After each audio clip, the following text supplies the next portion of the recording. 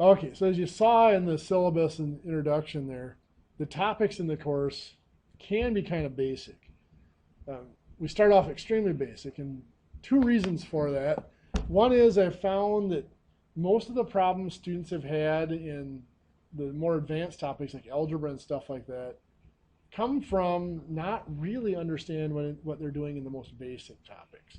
I mean, you may be very good at working with whole numbers and fractions and decimals, but for the most part, people don't understand why they're doing things the way they are. So we take some of the time to explain why. And so because of that, you guys have seen all these topics before, so I'm not going to go back and explain them in the traditional way. I'm going to take a little bit of time to show you some alternative ways, and as I said, that reasoning behind why things happen the way they do. So to start off kind of light today on our first day, I want to talk about one of the simplest topics in math, but also probably one of the most misunderstood. And that is the concept of a number. So if I put a 4 up there, a show of hands, how many of you would tell me that that's a number? Most people would, right?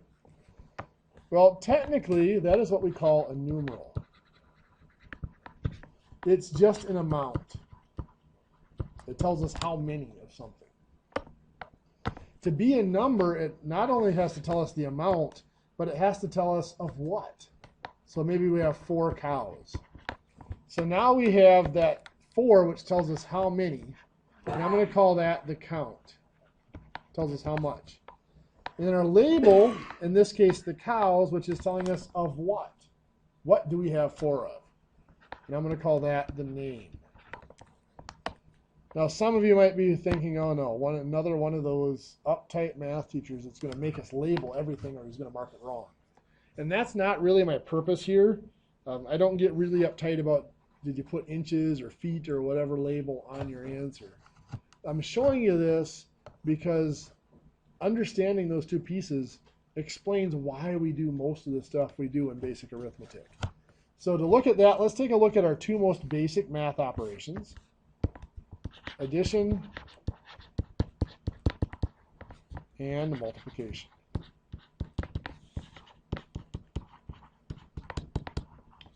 You might be looking at that thinking, hey, what happened to subtraction and maybe even division? Well, if you get deep into number theory, subtraction really doesn't exist. It's part of addition. Addition and subtraction are the same operation. One's going forward and the other one's going in reverse. And the same with multiplication and division. Now in this class, subtraction and division are still going to exist and we're still going to use them. But there are going to be times where it may be easier for us to change from subtraction to addition to do a problem, or to change from division to multiplication to do a problem. And we'll look at those when we get to them. But for now, all you need to know is any rules that apply to addition also apply to subtraction. And same with multiplication and division. They follow the same rules. So let's take a look at an example of addition here. Let's say I have 4 inches plus 7 inches. What's my result? 11 inches. Good. Probably nothing groundbreaking there for you quite yet. Huh? Well, let's take a look at what happens with our two parts of the number. Let's look at our counts. We have 4 and 7, and what did I do with those? I added them to get 11. I combined the counts. We were adding here, so I combined them with addition. So when we're adding, we combine the counts. But let's look at the names. We had inches, and it stayed inches. So when I add numbers, I simply keep the same name. And you might be looking at that thinking, big deal. Probably not quite worth your $300 for the course yet. But let's look at the difference between that and multiplication. If I have 4 inches times 7 inches, what am I going to get? 28, not inches, but inches squared. If you think about it, if I'm multiplying two dimensions like that, normally what I'm looking at is like a 4-inch by a 7-inch rectangle, and what I'm getting is an area. So when I multiply with my numbers, if I look at my counts, 4 and 7 became 28. So I'm still just combining them. I'm multiplying here, so I combined them with multiplication. So when I multiply, I still combine the counts. The difference came in the names. I had inches, and it became inches squared, or square inches.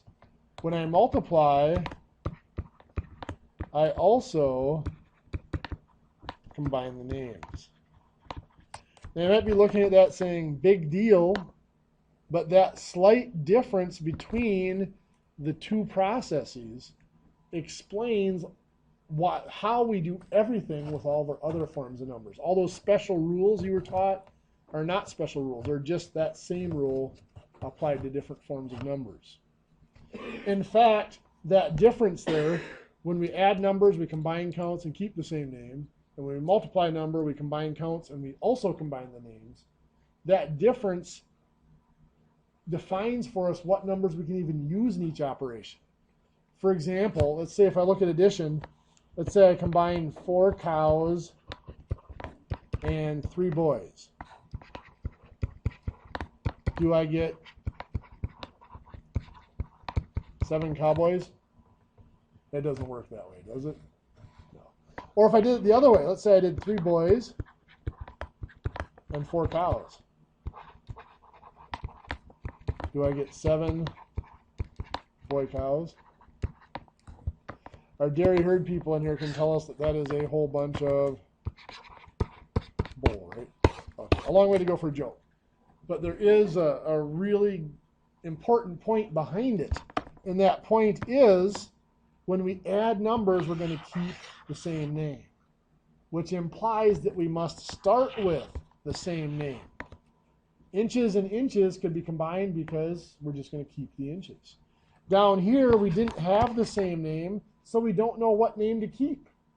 So we cannot combine things with addition or with subtraction unless they have the same name.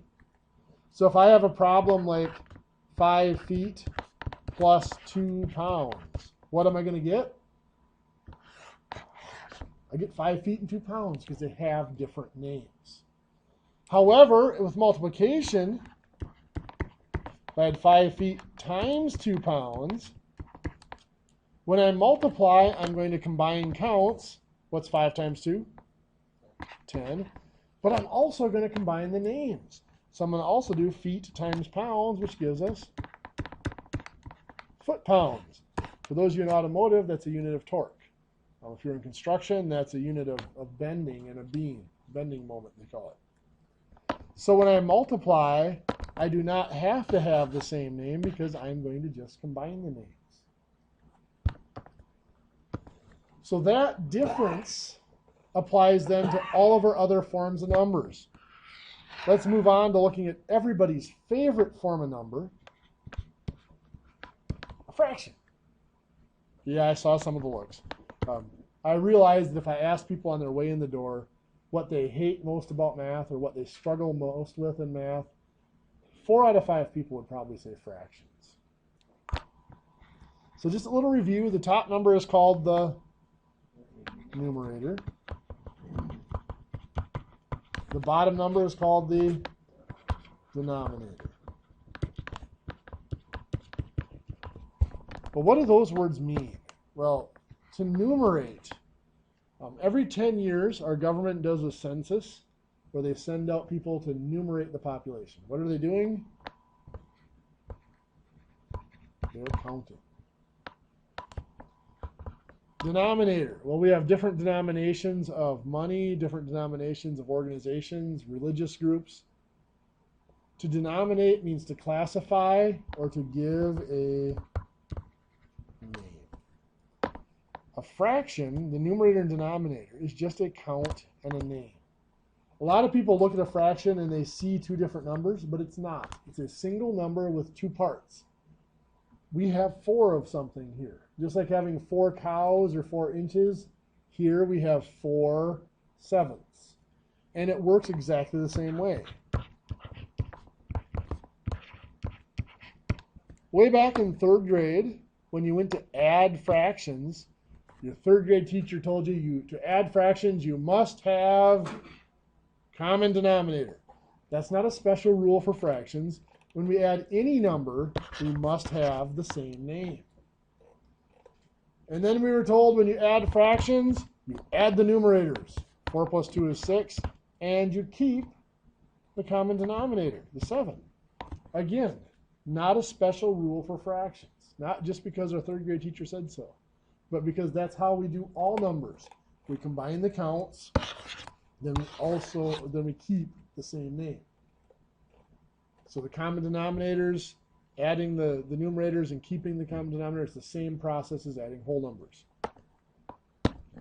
So let's say we have 1/3 plus 2/5. Can I add those the way they're written? No, because right now they have different names. They have different denominators. When we look at fractions in more detail, we'll look at how do you change the denominators to give them the same name or same denominator. If I am multiplying, how did that third grade teacher teach us to multiply fractions? This goes straight across, right? 4 times 2 is 8. 7 times 7, 49. Well, again, that's nothing new. That's how we multiply all numbers. We combine the counts, multiplying the numerators. Then we also combine the names. That was multiplying the denominators. So multiplying fractions is just like multiplying whole numbers. It just looks different because the fractions are in a little bit different form. So then if we look at our 1/3 and 2/5, can I multiply those? Yeah, because when I multiply, I do not need the same name. So for fractions, I don't need a common denominator. 1 times 2 is 2. 3 times 5 is 15. I just combine the counts and then also combine the names. So all those special rules we learned for fractions are the exact same rules that we learned for whole numbers. They just look a little different. How about decimals? Let's look at like 0.21. The technical way of pronouncing that would be 21 hundredths, yeah, or over 100 if you want to write it as a fraction. When we write it out as 21 hundredths, now it's pretty obvious that we have a count, the 21, and a name of hundredths.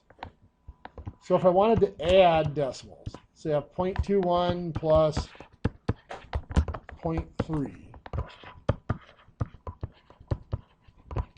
Is that going to work? What's wrong with that? What do I need to do? I need to line up my decimals.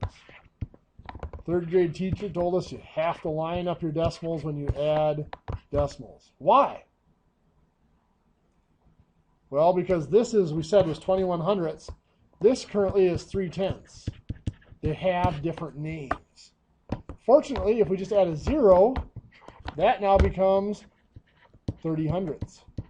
Now they have the same name. So lining up those decimal points is nothing more than making sure that they have the same name before we add or subtract. So now we add 21 and 30 makes 51. What do we do with the decimal? We bring it straight down. Well, when we add, we keep the same name. 21 hundredths and 30 hundredths better give us 51 hundredths. Bringing that decimal point straight down is nothing more than keeping the same name. Over here, if I want to multiply, do I have to line up my decimal point? No, because when I multiply, I do not need the same name. So 0.21 times 0.3, well, 21 times 3 is 63. Where's my decimal point go?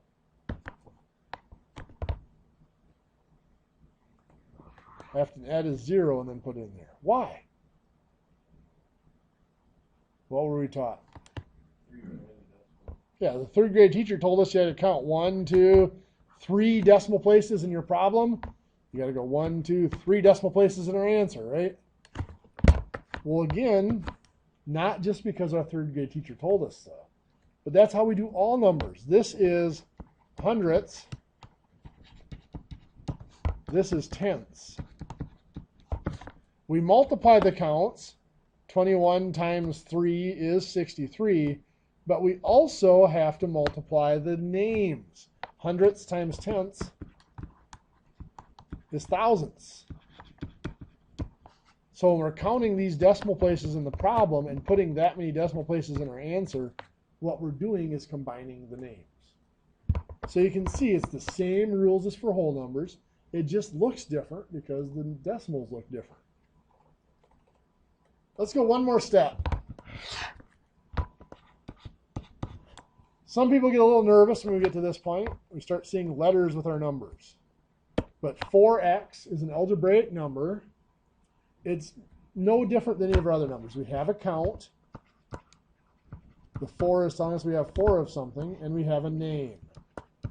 In this case, it's x.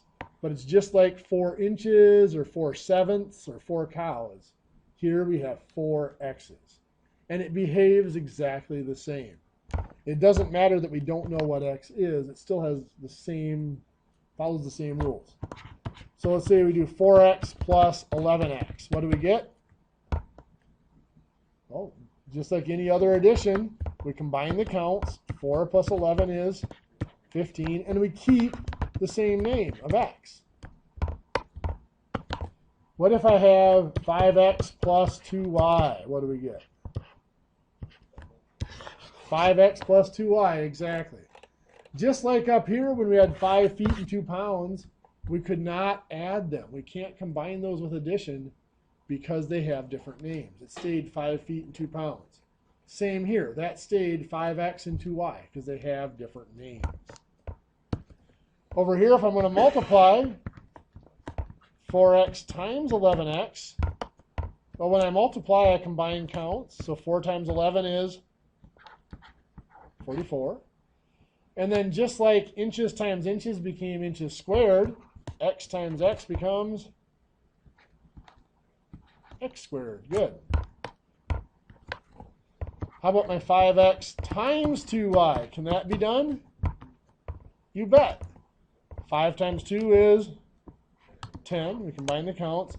And then just like feet times pounds became foot pounds, x times y does become xy.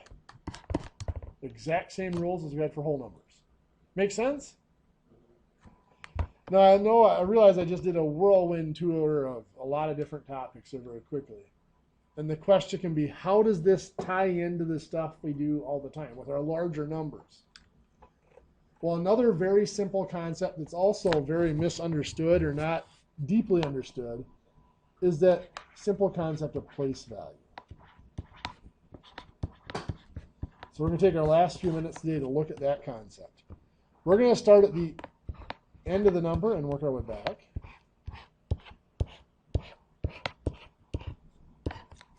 So what's this first place value here, or last place value, however you want to look at it, at the end of the number?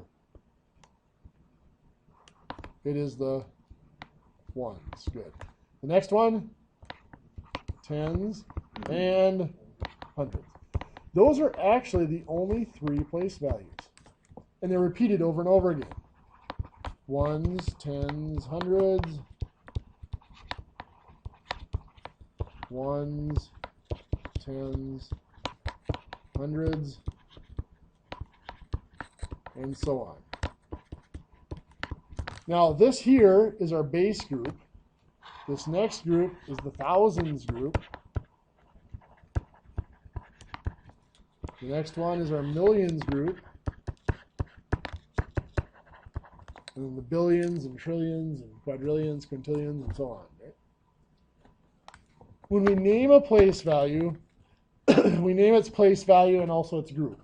So this one here is just the tens. This is obviously the 10,000s, 10 millions, 10 billions, and so on. Now, I'm not going to insult you by going over how to pronounce a number. I'm going to assume you know how to do that. But there are a couple of things with the place values I do want to show you. One is this. You know, we're used to seeing a number like that, 6,275. But what we're seeing there is really just an abbreviation. The full form of that number looks like this. Either 6 1,000s or just 6,000s. And 200s. and 7 tens, and 5 ones. This is the full form, or sometimes called the expanded form of the number. A couple of things we get out of this. One is you can now see that every digit of a number has a count and a name. This isn't just a 2, it's 2 hundredths. This isn't just a 7, it's 7 tens. So when we look at operations with whole numbers tomorrow, those different pieces are going to explain to us why we do our processes the way we do. Also, let's say I have a number that's like this, 2 thousands and 8 tens and 7 ones. What's missing there? The hundreds. Now when I have it in full form like this, it doesn't matter because this tells you what's the name of those digits. If I'm going to abbreviate it, I have to make sure I put that 0 in there in the hundreds. Because all the location of the digits, the place values are telling us what the name of each digit is. If I leave that 0 out, well, this 2, we don't know that that's actually 2,000s. The other thing that those place values are really important for, let's say I give you the number 3,854. And I ask you to round to the nearest 1,000. What is that going to be rounded to the nearest 1,000? 4,000. You all know how to do that. What that's literally asking, what that literally means, a lot of our processes in math refer to the number line. What that's saying, rounding to the nearest 1,000, is saying we have a number line that's labeled in thousands.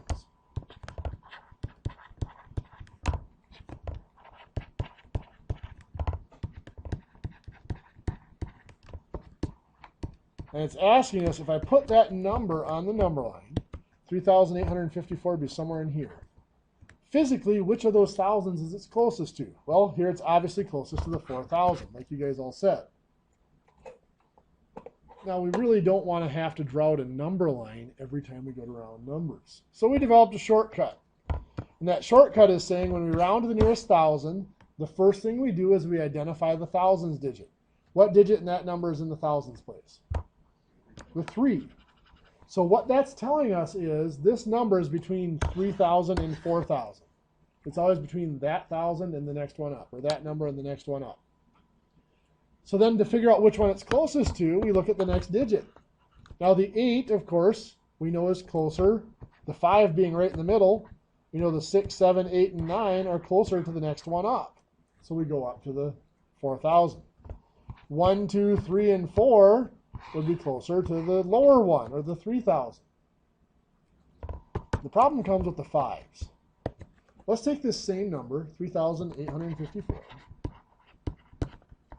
And this time, let's say I ask you to round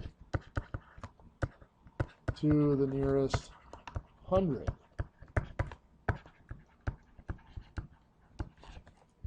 Well, we identify the hundreds digit, which is the 8, right? It's in the hundreds digit. We look at that next number, which is a 5, which is right in the middle. Well, what do? We round up, 3,900. Now, you've always been taught, well, if the next digit's a 5, it's right in the middle, but we just accept that we're going to round it up. There's a little bit more to it than that. We're rounding the nearest 100, so our number line is numbered in hundreds.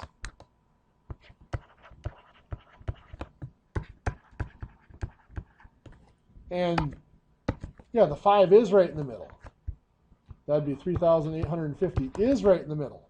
But if you look really closely, that's not 50, is it? It's 54. There's stuff after the 5. So the main reason when we see a 5 in that next place that we still round up is because generally it really is past the halfway point. If there's anything after the 5, it's past the halfway point. The only way it would be a problem is if it were exactly 3,850. Now, yeah, there's our 8 and the 50 is exactly in the middle. But we still accept that we're just going to round it up. For everything we do in here, if that next digit is a 5, we will round up. Now I should note, for those of you in dairy, it most likely will never come up. But in automotive, if you get into some precision machining and custom engine building, and mechanical design and precision machining and precision metalworking and welding even, there are times where you don't want to round all the 5s up because you get what they call error buildups. And so if you have 4 or 5 different dimensions and you're rounding all the 5s up on them, you can end up with a total dimension that's way bigger than what you wanted it to be. So there are some processes where you round some of the 5s round up and some of them round down. I'm not going to teach it in here because I don't want to confuse you. Because like I said, in here, if that next digit's a 5, we're always going to round up. But if it's something you're curious about and you want to see, come talk to me and I'll show it to you real quick.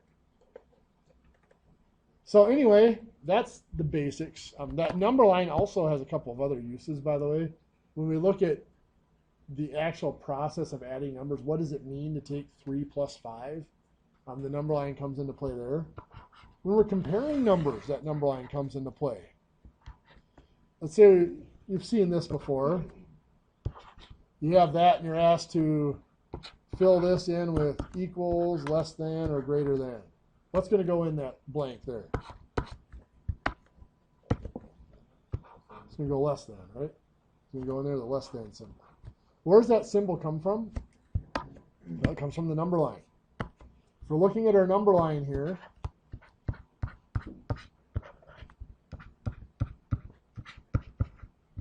we have 5 and 9 on our number line, here and here.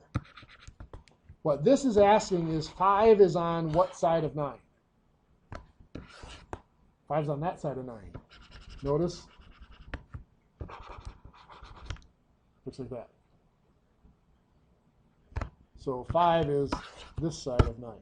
It's the end of the number line. That's where those symbols. I know a lot of people have a hard time remembering which one's greater than, which one's less than. We've had all sorts of little memory devices. The biggest one I remember is the alligator wants to eat the bigger fish. So it eats the bigger number, but whatever.